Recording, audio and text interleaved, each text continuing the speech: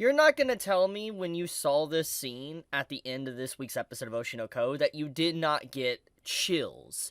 Because the method acting on display here by Akane is just outright terrifying. Like, it's legitimately terrifying because the overall expression, the way she carries herself in this scene, to the way the lighting is, to the smile, to even the voice acting, it is reminiscent of I. And honestly, I had to do a double take, and I had to really just look at the scene multiple times because I'm still on the fence here, and I'm debating if this is really Ai's voice actor voicing Akane in this moment, or if Akane's, voice actor was able to replicate Ai to such a high degree. I have no idea, but whatever is going on here with the VA work, and the lighting, to the camera angles, and everything, is legitimately one of the best animation sequences I have seen in a while. Like, top 5 best animation sequences I've seen in years. Like, easily. Because it's just like,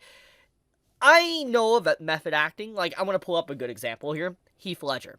Heath Ledger, the individual that, was behind, Joker and all that, and everybody recognizes the iconic Joker, why so serious, and all that type of stuff. It's a very iconic, Joker, moment, and it's also very iconic in terms of acting, because Heath Ledger really displayed Joker in such a dark way, and there's I'm not going to get into, like, the rabbit hole and the darkness of the role of Joker, but the point is that when it comes to acting, Joker is the first thing that comes to mind when it comes to method acting. Like, just seeing, individuals portraying the Joker and how, they really get into character and they become the Joker and they really, in some cases, lose themselves. Like, Heath Ledger went to the extreme, locked himself away for a long time just to be able to kind of get into the role of Joker, so to speak. And so when you see this scene with Akane, when she just walks in and all that, and she carries herself very similar to how I was, it is legitimately reminiscent of method acting.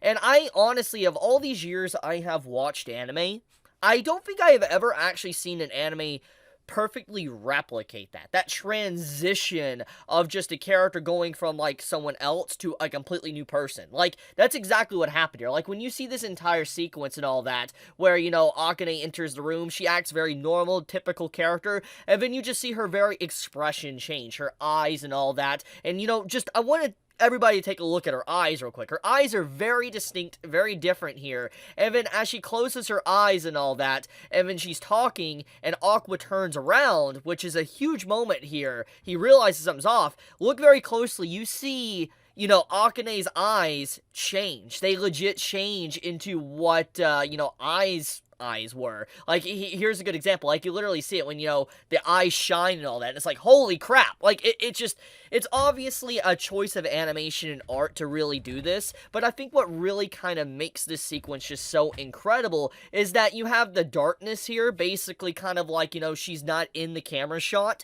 like, she's not currently being filmed, and then as soon as she realizes she's being filmed, the light kind of slowly creeps up her face, as you could see here, and as soon as the light finally creeps up, she puts on this facade, this mask that is I. And I think it's an incredible moment, like I said, showcasing method acting, but also just showcasing how really Akane was getting into character and being what Aqua really wants from the perfect girlfriend or perfect woman. She is doing that. It's just, an incredible scene. Like, I can honestly just appreciate this scene for hours because, honestly, it got me chills. Legitimately, it got me chills, amazement, and, Aqua, his very expression, honestly, it says enough. It really does say enough about everything in this scene because it's like, it's ironic what he was talking about before this scene happened. He's like, nobody can replicate I. Nobody can do that. You're kind of born like that, etc. But then Akane comes out of nowhere and she does this. It kind of goes along with everything that was established in the first episode. And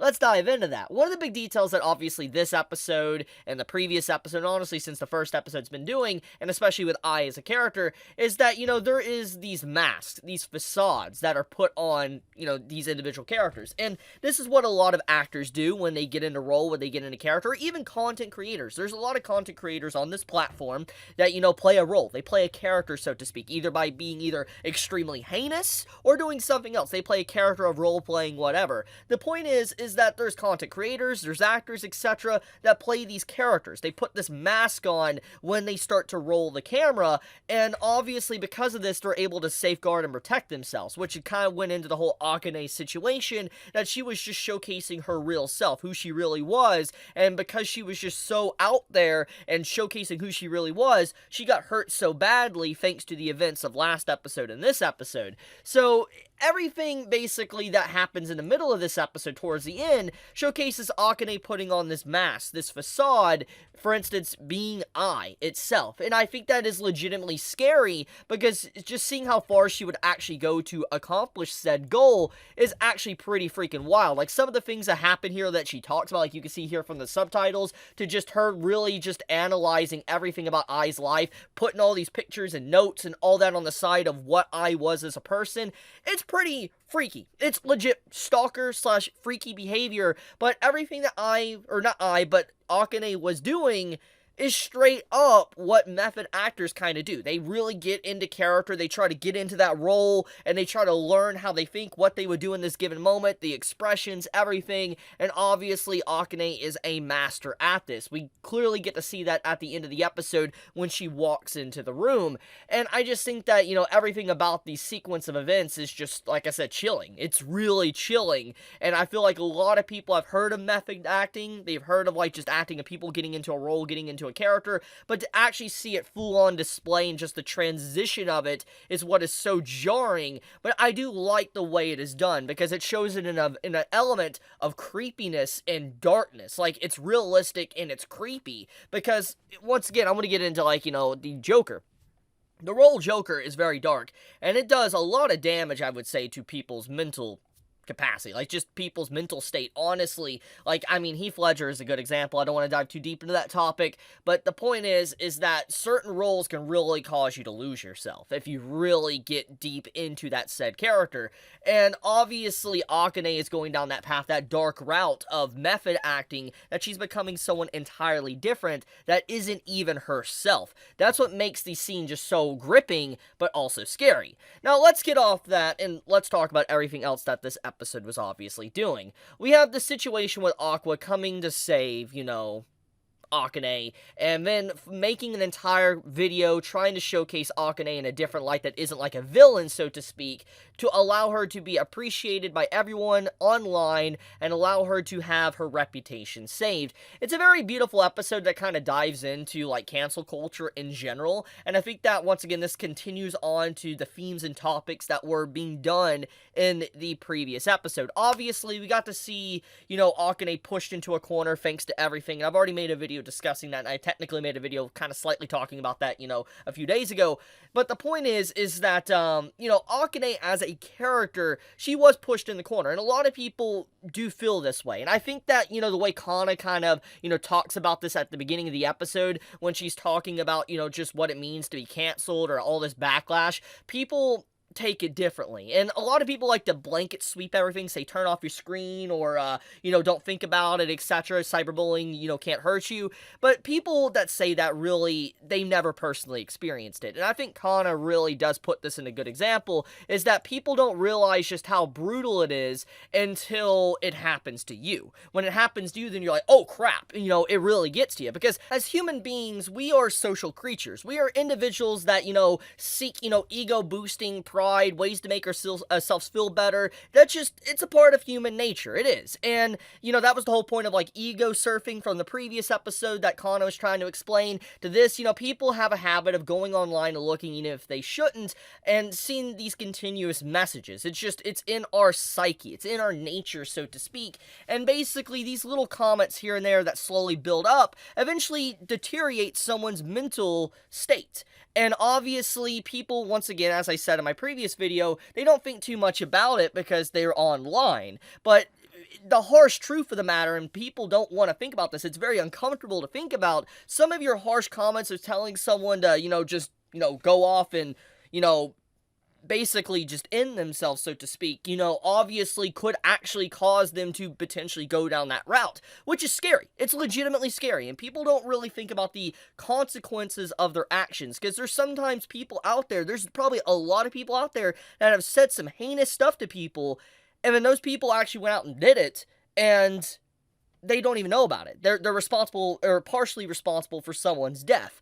All I'm saying is that this episode, once again, is very uncomfortable, but it showcases the truth of what cancel culture can do, but also trying to recover from cancel culture and how it can be successful and unsuccessful depending on circumstances. For instance, Akane had multiple decisions within this episode. She had a decision to kind of just back down and leave the production and just basically just be done and just completely disconnect completely and try to do a different, goal or, life path, so to speak. That's what she could have done here. But obviously she didn't want to give it up, so she decided to proceed to work in the production, and that's why we see the events in the episode where they're trying to make a home video. Which, the harsh reality of this situation, though, is that this always doesn't turn out happy. There's many times where people make a problem or an accident and all that, and they obviously get canceled for it, and it's not entirely their fault. But even if they have people that come out to try to stand up for them and help them out, it doesn't always turn out to be good for them. It doesn't always turn out to have a happy ending that you see with Akane within this episode.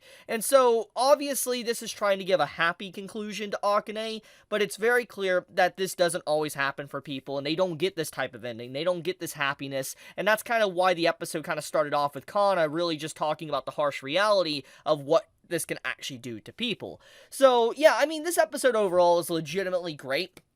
It showcases that even though Aqua likes to, have this facade and mask as well, that he doesn't care about people, it's very clear he does. As much as he likes to act like he doesn't, he likes to act like he's a manipulative person, and he does manipulate people. At the same time, it's very clear that he is someone that does care deeply.